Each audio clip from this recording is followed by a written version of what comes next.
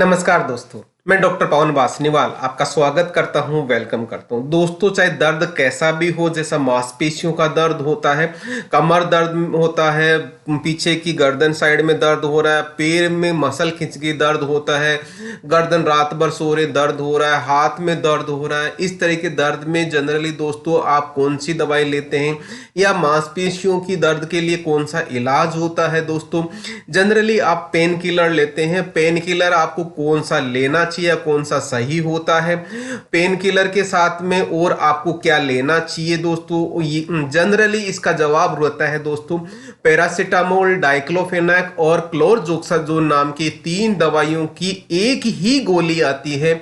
इसके बारे में मैं संपूर्ण जानकारी देने वाला हूं। जो मांसपेशियों में दर्द होता है उस टाइम पे इसको यूज किया जाता है, जैसे कि दवा कैसे काम करती है, किस तरह के दर्द में काम आ सकती है, इसके क्या साइड इफेक्ट है, कौन सी बातों का ध्यान रखना चाहिए, कौन कौन सी ब्रांड्स जो है लीडर्स है या अच्छी ब्रांड्स है, और मन के कुछ सवाल होते हैं जो कंफ्यूजन क्रिएट करते हैं। इन सभी सवालों का दोस्तों मैं आज आपको जवाब देने वाला हूं। दोस्तों, आगे बढ़ने से पहले जरूर बोलूंगा, यदि आपने चैनल को सब्सक्राइब नहीं किया है तो चैनल को सब्सक्राइब कर लें और बेल आइकन को इनेबल कर लें। इस जानकारी को जितना हो सकता है अपने दोस्तों को, फैमिली मेंबर्स को, रिलेटिव्स को शेयर कीजिएगा और पूरा वीडियो देखें ताकि पूरी नॉलेज मिले। पूरी नॉलेज मिलेगी तो आपको कोई कंफ्यूजन नहीं रहेगा और आप पूरी तरीके से ठीक। सबसे पहले दोस्तों बात करते हैं कि ये दवा कैसे काम करती है, कौन कौन सी दवाइयां इसमें होती है। तो दोस्तों, पैरासीटामोल क्या करती है, बुखार और दर्द के लिए यूज होती है, जैसे जिसको हम एंटीपायरेटिक और एनाल्जेसिक बोलते हैं। उसी तरह से डाइक्लोफेनाक एनाल्जेसिक के तौर पे काम करती है, जिसको अपन दर्द निवारक दवा बोलते हैं। क्लोरजोक्साजोन दोस्तों मसल रिलैक्सेंट के तौर पे काम करती है, मतलब जो मांसपेशियों में ऐंठन आ गई या तनाव आ गया उसको कम कर देता है, जिससे पेशेंट को रिलीफ मिलता है। दोस्तों, ये सारी दवाइयां यदि एक साथ मिलके काम करें तब पेशेंट को बड़ा इजीली ट्रीट किया जा सकता है। जैसा कि कमर दर्द चाहे स्पाज्म वगैरह की वजह से हो, गर्दन दर्द यहाँ पे हो जाता है, पैर में मसल पुल हो गई या गर्दन साइड में दर्द हो रहा है या हाथों में खींचने से दर्द हो रहा है, तो इन सभी में दोस्तों इसको बड़े इजीली लिया जा सकता है।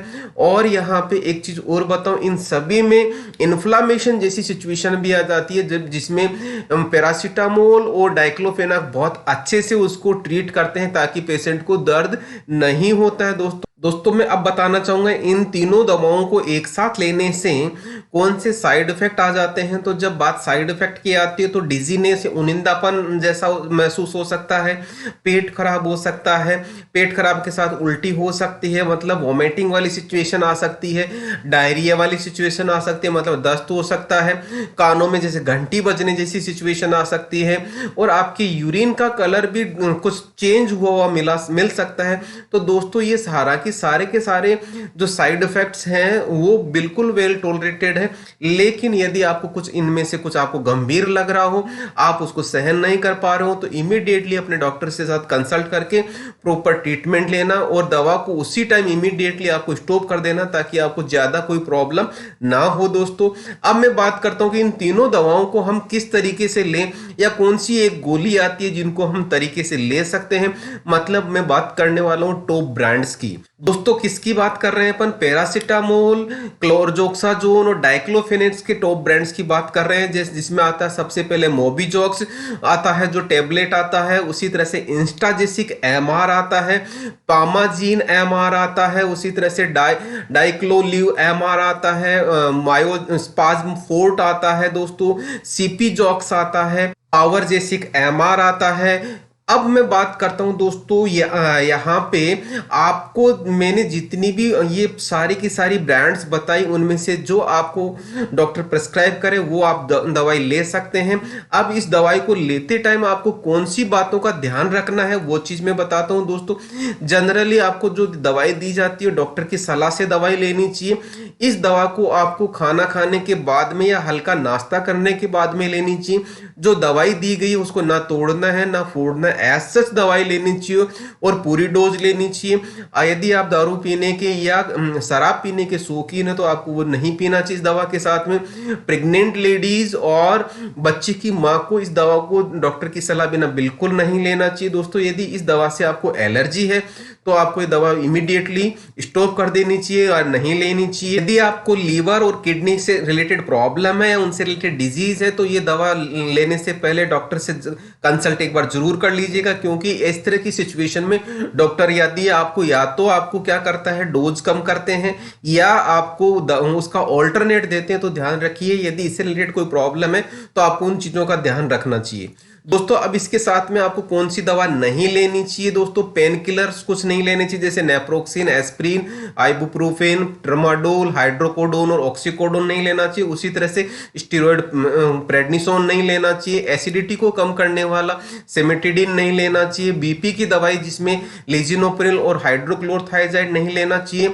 एंटी डिप्रेसेंट डुलोक्सिटिन नहीं लेनी चाहिए। और ब्लड थिनर्स जो होते हैं मतलब ब्लड को पतला करने वाला होता है रिवा ओक्साबेन और वारफेरिन नहीं लेना चाहिए। तो दोस्तों ये कुछ दवाइयां हैं जो इस टेबलेट के में अलग अलग मैंने ब्रांड्स बताई, उन किसी भी टेबलेट के साथ में इन दवाओं को आपको नहीं लेना चाहिए। कुछ ड्रग इंटरेक्शन होते हैं, यदि आपको डॉक्टर प्रेस्क्राइब करते एक बार उनसे डिस्कस जरूर कीजिएगा। इन दवाओं के साथ आपको ये वाली दवा नहीं लेनी दोस्तों।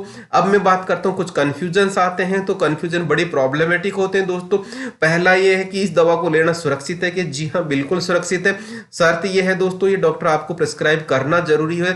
यदि डॉक्टर ने प्रेस्क्राइब किया है तो आपको ये दवा लेने में कोई प्रॉब्लम नहीं होनी चाहिए दोस्तों। नेक्स्ट सवाल आता है दोस्तों इस दवा को कितने दिन लेना चाहिए। ये इस बात पे डिपेंड करता है कि आपको दर्द किस तरीके का है।